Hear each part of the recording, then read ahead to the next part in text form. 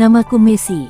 Di balik langit yang gelap, aku duduk sendirian di atas sebuah bangku panjang yang ada di halaman belakang rumahku. 5 tahun yang lalu, aku telah kehilangan seseorang yang telah mencuri hatiku. Dia adalah suamiku, Aryan, namanya Aryan Hutama. Meski sudah berpisah selama itu, tetapi aku tidak pernah bisa benar-benar melupakannya.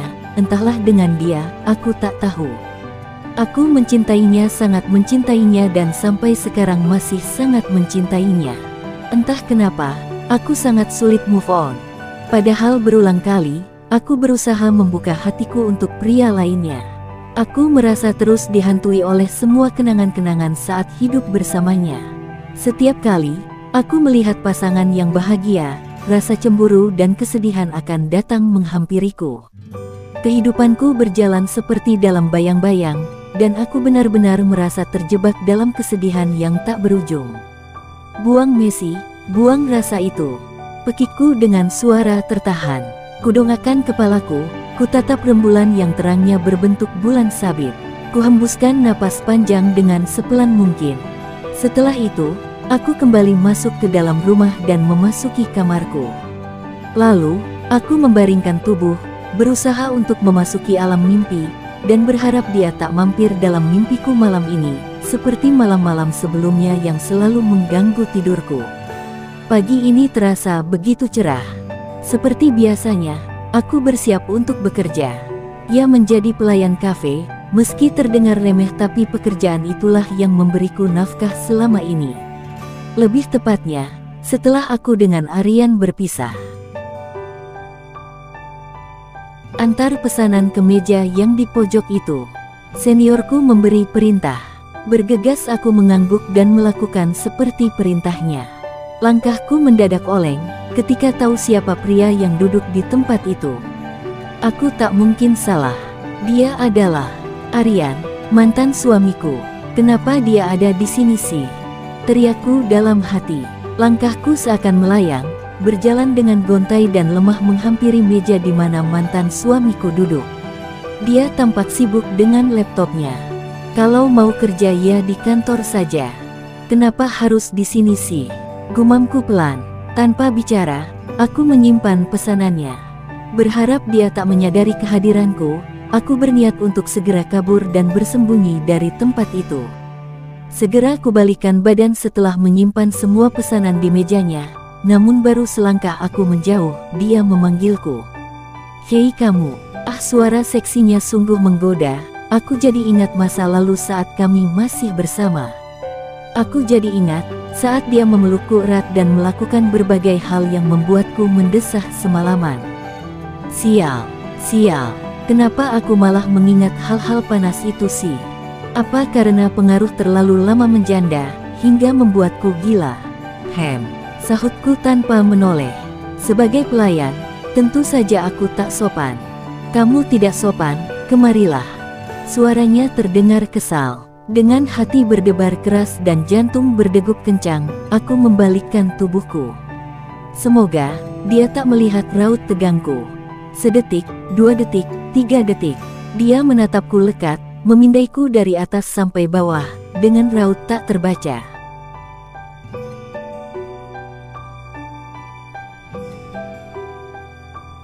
"Kamu kurusan sekarang. Apa terlalu merindukanku?" Tanyanya menyebalkan, tapi menohok hatiku karena memang benar adanya. "Jangan terlalu percaya diri kamu," ucapku ketus, padahal dalam hati sudah ketar-ketir. Dia tertawa kecil, tampan sekali mantan suamiku itu. Aku rasanya ingin memukul kepalaku sendiri. "Duduklah, atau aku perlu menarikmu ke pangkuanku." Perkataan yang sungguh membuatku syok. Dia kenapa bicara begitu sih? Aku jadi baperkan.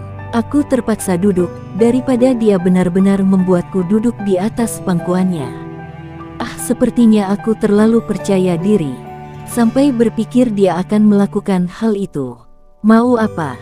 Aku menyembunyikan perasaanku di balik suara ketusku. Cek, aku tahu dari tatapanmu itu, kalau kamu masih mencintaiku, ucapnya sungguh percaya diri. "Kamu salah. Mana ada yang seperti itu. Apalagi kamu sudah mempunyai pacar lagi tak lama setelah kita berpisah. Kamu lelaki brengsek dan tidak setia. Mana mungkin, aku masih menyisakan perasaan untukmu. Ucapku berapi-api, aku sampai mengepalkan tanganku dengan kuat. Wow, kamu semakin kelihatan sedang cemburu buta, kekehnya. Aku terkejut dengan sikapku sendiri, sungguh aku jadi malu. Jangan ngaco kamu, ketusku. Jangan lagi menyembunyikan perasaanmu, aku ingin kita rujuk kembali, ucapnya santai. Aku sungguh terkejut luar biasa. Antara bahagia, tapi juga jengkel. Jangan harap, tapi aku langsung kecewa dengan perkataanku sendiri. Apa aku sedang berharap rujuk kembali dengannya? Jangan bohong, bibirnya tersenyum dan matanya menatapku lekat penuh binar cinta. Aku pasti salah. Dulu, kamu salah paham tanpa mau mendengar penjelasanku dan menungguku mendapatkan buktinya. Dengar, Maya hanyalah rekan kerjaku. Tentang malam itu aku tak mengerti kenapa aku bisa ada di kamar tidurnya. Aku sudah mencari bukti, dan ternyata dia memang menjebakku. Aku hanya mencintaimu, aku tak bisa mencintai wanita lainnya sampai sekarang, sepertinya dia berkata dengan jujur. Bohong, tapi hatiku berbunga-bunga. Aku akan memperlihatkan semua buktinya padamu, datanglah ke alamat ini. Dia menyerahkan kartu namanya.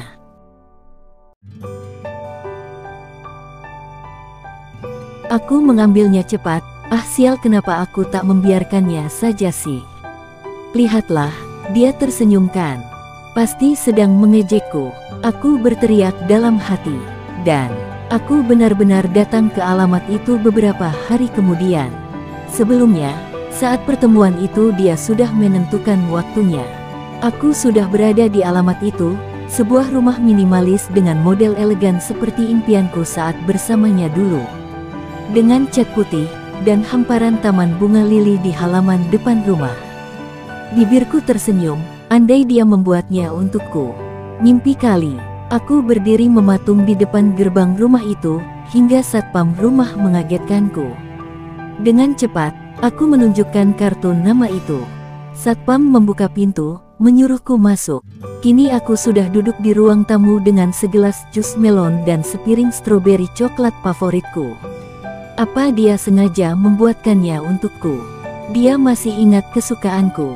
Senyumku mengembang sempurna. Kucicipi stroberi coklat dan kuteguk jus melon itu. Segar dan manis rasanya. Terdengar deheman seseorang, itu adalah suaranya. Aku menegakkan tubuh. Dia tersenyum, lalu duduk di sampingku. Dekat dan lumayan rapat, membuat darahku berdesir hebat. Lihatlah ini, ujarnya sambil menyodorkan beberapa dokumen. Setelah kubuka ternyata berisi surat pernyataan dan pengakuan wanita itu yang sudah menjebak Aryan. Dia juga menyerahkan bukti berupa video pengakuannya. Aku tak peduli, ucapku dengan perasaan campur aduk.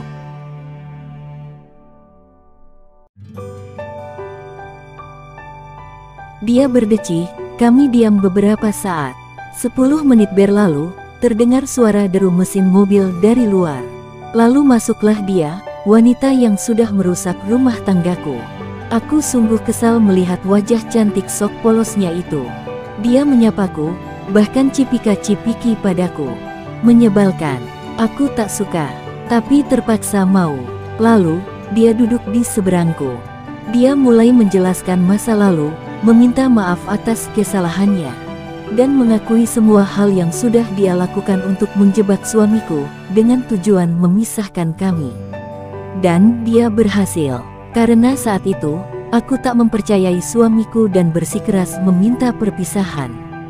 Hingga, akhirnya kami berpisah. Setelah pertemuan hari itu, aku terus merenunginya, apalagi Aryan sering sengaja menemuiku untuk menyatakan cinta dan berharap rujuk. 1 bulan kemudian, aku akhirnya luluh dan menerimanya kembali. Kami rujuk kembali. Dulu, aku memang salah karena tak mempercayainya. Seharusnya, dalam hubungan rumah tangga haruslah saling menjaga kepercayaan dan berusaha mengesampingkan ego.